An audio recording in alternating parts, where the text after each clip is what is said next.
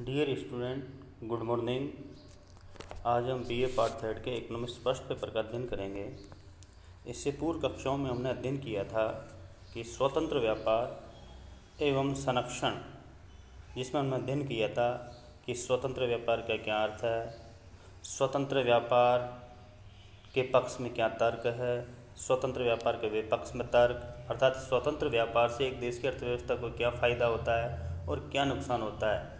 दूसरे रूप में हमने संरक्षण का अध्ययन किया था कि एक देश संरक्षण की नीति को क्यों अपनाता है, उसे संरक्षण क्यों आवश्यक है। उसमें हमने अध्ययन किया था कि संरक्षण के पक्ष में तर्क क्या है, संरक्षण के विपक्ष में तर्क क्या है। इन चीज़ों का हमने अध्ययन किया था। आज हम अध्ययन करेंगे विदेशी विनिमय बाजार एवं विनिमय दर, यानी foreign exchange market and exchange rate. वर्तमान युग में विश्व का कोई भी देश आत्मनिर्भर नहीं है। विभिन्न देशों में यदि अपनी आवश्यकताओं की पूर्ति स्वयं कर लेता तो अंतर्राष्ट्रीय संबंध स्थापित नहीं होते। मानी आज हम देखते हैं पूरे ग्लोबल में अंतर्राष्ट्रीय रूप में यदि देखें तो विश्व का कोई भी देश अपने आप में आत्मनिर्भर नहीं है। चाहे विकसित देश देख लो, चाहे विकासशील देश, चाहे अल्पविकसित देश, कोई भी देश सभी वस्तुओं और सेवाओं के रूप में आत्मनिर्भर नहीं है। अतः ये आत्मनिर्भर के अभाव में एक देश दूसरे देश से कुछ न कुछ वस्तुओं और सेवाओं का आयात करता है और बदले में वस्तुओं और सेवाओं का निर्यात करता है। तो इस अंतर्राष्ट्रीय व्यापार से दोनों देशों के बीच में आर्थिक संबंध स्थापित होते हैं। और यदि सभी देश आत्मनिर्भर हो जाते तो विभिन्न देशों में किसी भी प्रकार का कोई आर्थिक संबंध स्थापित नहीं होता और जो अंतर्राष्ट्रीय बाजार में जो समस्या उत्पन्न होती है उसकी भी किसी प्रकार की कोई समस्या उत्पन्न नहीं होती। अब जब दो देशों के बीच में व्यापार होता है तो हम देखते हैं कि विभिन्न देशों की मुद्रा अलग अलग होती है। जैसे भारत में रुपया है, अमेरिका में डॉलर है, इंग्लैंड में पाउंड है। तो एक देश की मुद्रा एक देश की सीमाओं तक ही मान्य होती है, दूसरे देश में हमारी देश की मुद्रा को मान्यता नहीं मिलती। अब जब दो देशों के बीच में व्यापार होता है, जैसे सपोज कीजिए कि भारत और अमेरिका का व्यापार होता है, मानी भारत कोई वस्तु अमेरिका को निर्यात करता है तो बदले में भारत अमेरिका से जो प्राप्ति चाहेगा वो रुपए में चाहेगा। दूसरी तरफ इंग्लैंड की कोशिश ये रहेगी कि वह भारत को डॉलर में भुगतान करे। इस मनी अंतर्राष्ट्रीय बाजार में प्रत्येक देश की ये कोशिश होती है कि वह अपनी घरेलू मुद्रा मानी अपने देश की मुद्रा में ही वो भुगतान करे, लेकिन जो दूसरा देश है वो भी ये सोचता है कि मेरे देश की मुद्रा में ही मैं भुगतान स्वीकार करूं। तो इस समस्याओं को दूर करने के लिए विदेशी विनिमय बाजार और विदेशी विनिमय दर की आवश्यकता पड़ी। इसमें सबसे पहले हम देखते हैं मानी जो विदेशी व्यापार में जो समस्या आती है, कैसी समस्या कि जब दो देश व्यापार करते हैं तो दोनों ही अपनी अपनी मुद्रा में भुगतान लेने की कोशिश करते हैं। तो उस समस्या को दूर करने के लिए विदेशी विनिमय या विनिमय दर की आवश्यकता हुई, जिसमें हम पहला अध्ययन करेंगे विदेशी विनिमय का अर्थ है, मानी मीनिंग ऑफ फॉरेन एक्सचेंज है। विदेशी विनिमय का अर्थ है कई प्रकार से लगाया जाता है। इसका अर्थ विदेशी मुद्रा से लिया जाता है जिसका क्रय विक्रय किया जाता है। मानी विदेशी विनिमय का तात्पर्य होता है कि दो देशों की मुद्रा का जो लेन देन होता है उसे हम विदेशी विनिमय कहते हैं। और विदेशी विनिमय की में कई प्रकार की जो नीति है उसको अपनाया जाता है। अब इसमें कुछ संस्थाओं को भी शामिल किया जाता है, मानी जो व्यापारिक संस्थाएं हैं उनको भी विदेशी विनिमय में शामिल किया जाता है। विदेशी विनिमय का अर्थ कई प्रकार से लगाया जाता है। इसका अर्थ विदेशी मुद्रा से लिया जाता है जिसका अर्थ क्रय विक्रय किया जाता है। इसका अर्थ उन संस्थाओं से भी लिया जाता है जो विदेशी मुद्रा अथवा विदेशी बिलों का क्रय विक्रय करती है। मानी विदेशी विनिमय में न केवल विदेशी मुद्रा का लेन देन होता है बल्कि विदेशी बिलों का भी क्रय विक्रय होता है। इसके माध्यम से एक देश की मुद्रा को दूसरे देश की मुद्रा में परिवर्तित किया जाता है। अब इसकी कुछ परिभाषाएं दी हैं, जिसमें से पहला देखिए यहाँ पे प्रोफेसर हार्टले विदर्श ने बताया कि विदेशी विनिमय से तात्पर्य उन देशों की मुद्रा खरीदने बेचने से है तथा ये उसी ढंग से किया जाता है जिस ढंग से साधारणतः वस्तुएं बेची और खरीदी जाती है। इस प्रकार विदर्श के अनुसार विदेशी विनिमय अंतर्राष्ट्रीय मुद्रा के विनिमय का कला एवं विज्ञान है। मानी हार्टले विदर्श ने अपनी परिभाषा में बताया कि विदेशी विनिमय एक तरह से अंतर्राष्ट्रीय मुद्रा के विनिमय का कला और विज्ञान दोनों है। मानी इसमें जिस प्रकार से हम वस्तुओं और सेवाओं का क्रय विक्रय करते हैं उसी प्रकार मुद्रा का भी क्रय विक्रय होता है। नेक्स्ट है प्रोफेसर थॉमस ने परिभाषा दी कि विदेशी विनिमय अर्थशास्त्र की वह शाखा है जिसमें उन सिद्धांतों की विवेचना की जाती है जिसके अनुसार एक देश के निवासी अपने ऋण का दूसरे देश को भुगतान करते हैं। अब नेक्स्ट है प्रोफेसर चैपमैन के शब्दों में विदेशी विनिमय से तात्पर्य उस यंत्र से है जिसके द्वारा विदेशी वाणिज्य में भुगतान कार्य होता है। इस प्रकार विदेशी विनिमय वह पद्धति है जिसके द्वारा दो देशों के बीच में जिनमें विभिन्न प्रकार की मुद्रा चलन में होती है भुगतान होता है। तो कहने का तात्पर्य है कि विदेशी विनिमय का तात्पर्य होता है कि जब दो देशों के बीच में एक देश की मुद्रा और दूसरे देश की मुद्रा का लेन देन किया जाता है। अब है विदेशी विनिमय बाजार foreign exchange market. Foreign exchange market जैसे बाजार शब्द है, हम देखते हैं कि बाजार में क्या होता है। बाजार में हम देखते हैं कि वस्तुओं और सेवाओं का क्रय विक्रय होता है। इसी प्रकार विदेशी विनिमय बाजार में भी मुद्रा का क्रय विक्रय होता है। मानी जैसे प्रश्न आ जाए कि 2 नंबर का विदेशी विनिमय बाजार से क्या तात्पर्य है, तो हम क्या लिखेंगे कि दो देशों की मुद्राओं का जो क्रय विक्रय होता है उसे हम विदेशी मुद्रा बाजार कहते हैं। या हम दूसरे शब्दों में इसको बोले कि विदेशी मुद्रा बाजार वह बाजार है जिसमें एक देश की मुद्रा का दूसरे देश की मुद्रा में क्रय विक्रय किया जाता है। यानी मुद्रा बाजार में एक देश की मुद्रा का दूसरे देश में लेन देन किया जाता है, उसको हम विदेशी मुद्रा बाजार कहते हैं। अब विदेशी मुद्रा बाजार की जो मुख्य क्रियाएं होती है वो क्या होती है, उसमें देखिए पहले धन का हस्तांतरण। यानी विदेशी विनिमय बाजार का जो मुख्य उद्देश्य होता है वो धन का हस्तांतरण होता है। इसमें एक देश से धन दूसरे देश में जाता है। जैसे भारत किसी देश से वस्तुओं और सेवाओं का आयात करेगा तो जिस देश से वह वस्तुओं और सेवाओं का आयात करेगा उसको वो भुगतान करता है, अर्थात धन का हस्तांतरण होता है। एक देश से दूसरे देश में धन आता है और जाता है। नेक्स्ट है साख का कार्य। विदेशी विनिमय बाजार का दूसरा महत्वपूर्ण कार्य साख सुविधाएं उपलब्ध कराना। माने जिस प्रकार बैंक अपने ग्राहकों को साख की सुविधाएं उपलब्ध कराता है उसी प्रकार विदेशी विनिमय बाजार भी विभिन्न देशों को साख की सुविधाएं उपलब्ध कराता है। कैसे? जैसे विदेशी भुगतान संबंधित बिल 3 महीने की अवधि के लिए लिखे जाते हैं। जब अंतर्राष्ट्रीय बाजार में कोई सौदा होता है, यदि किसी आयातक व्यापारी के पास मान लो भुगतान के लिए पैसे नहीं है तो वो एक तरह से भुगतान बिल लिखता है जिसकी अवधि होती है 3 महीने के लिए। अब वो क्या होता है कि वस्तु तो आयातित हो जाती है और वो अब क्या करता है 3 महीने में अपने माल को बेचकर और जो पैसा प्राप्त होता है उससे संबंधित फर्म को भुगतान करता है। मानिए साख का कार्य भी करता है।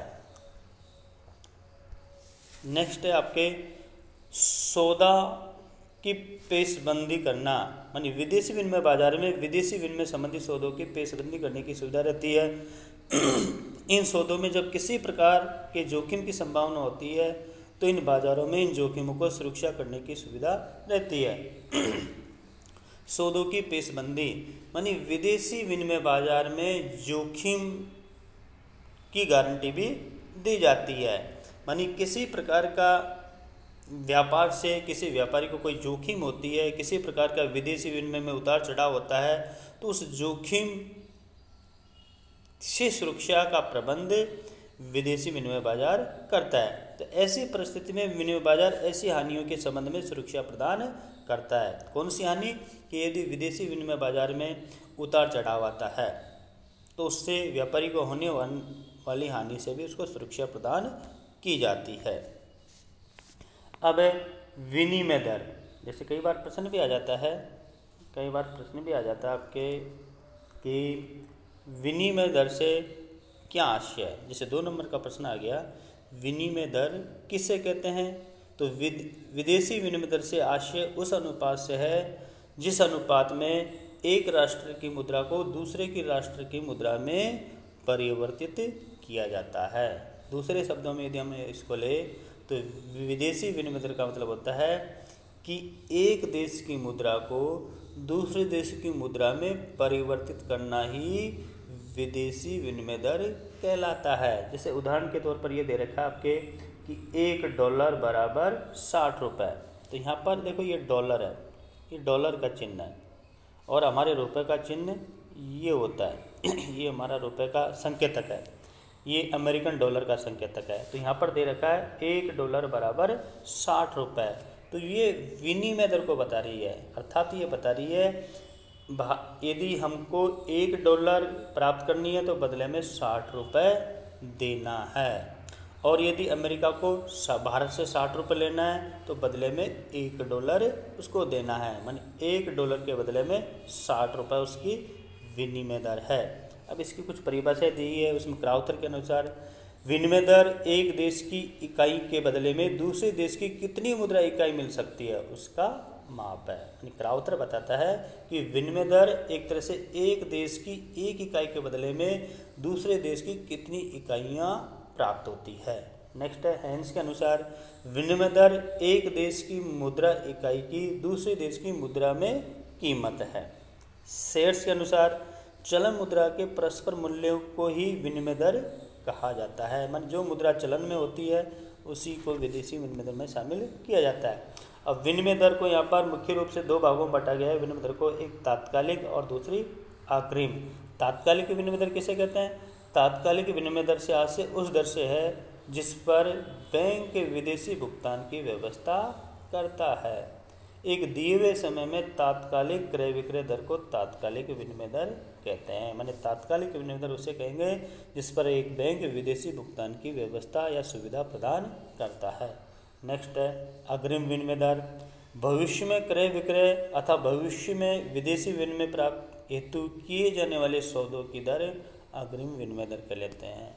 यानी भविष्य में कोई हमको सौदा करना है और उसको हमने उसको तय कर लिया, यानी उसको अग्रिम विनिमय दर कहेंगे।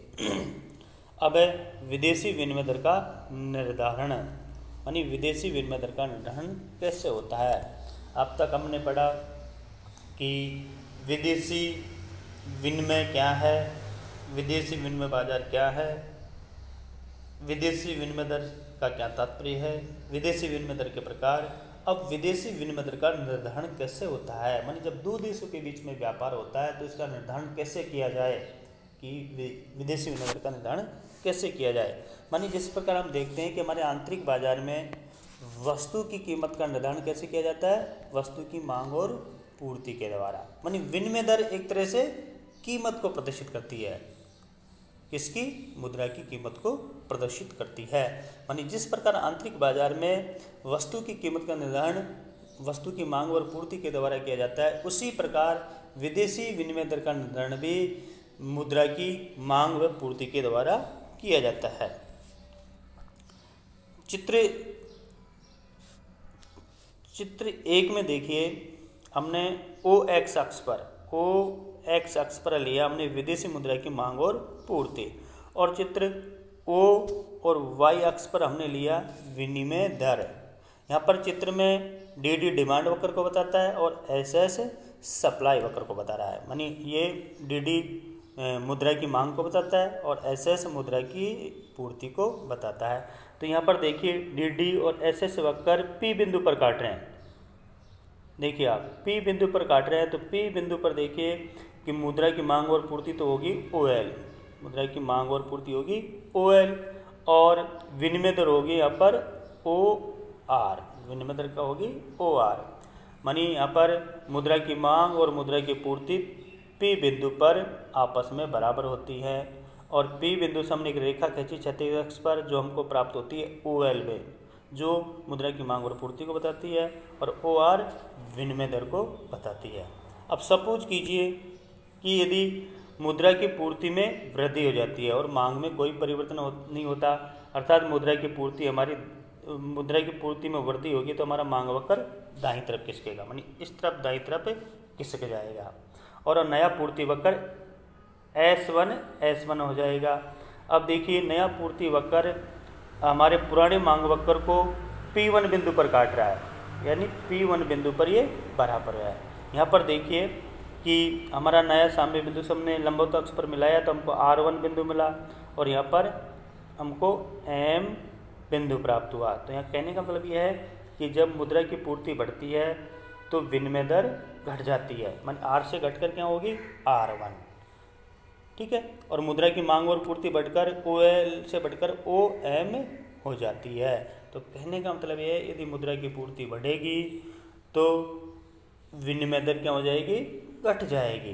दूसरे रूप में यदि मुद्रा की पूर्ति में कोई परिवर्तन नहीं होता, केवल मुद्रा की मांग बढ़ती है, मानी मुद्रा की मांग बढ़ जाती है तो मांग वक्र हमारा दाहिनी तरफ खिसकेगा। कौन सी तरफ खिसकेगा, दाहिनी तरफ। मानी वृद्धि होती है तो मांग वक्र दाहिनी तरफ खिसकेगा, यदि कमी होती है तो मांग वक्र बाईं तरफ खिसकेगा। अब हमारा मांग वक्र बदलकर हो जाता है यहाँ पर D से D प्राइम या D1 या D1 भी हम कह सकते हैं। अब ये नया साम्य बिंदु हमारा क्या है, P2 बिंदु पर हमको OR2 विनिमय दर प्राप्त हो रही है, और OM1 विदेशी मुद्रा की मांग और पूर्ति प्राप्त हो रही है।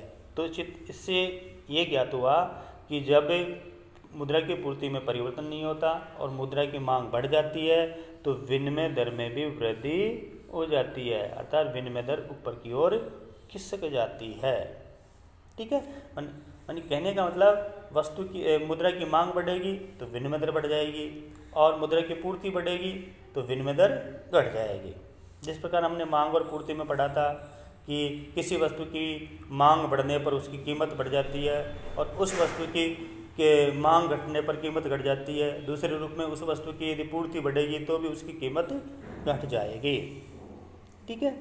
अब यहाँ पर हम देखेंगे कि विनिमय दर निर्धारण के सिद्धांत, कि ऐसे कौन कौन से सिद्धांत है जो विनिमय दर का निर्धारण करते हैं। तो अब तक हमने विदेशी विनिमय दर का निर्धारण भी पढ़ा, अब इसके सिद्धांतों के बारे में अध्ययन करेंगे।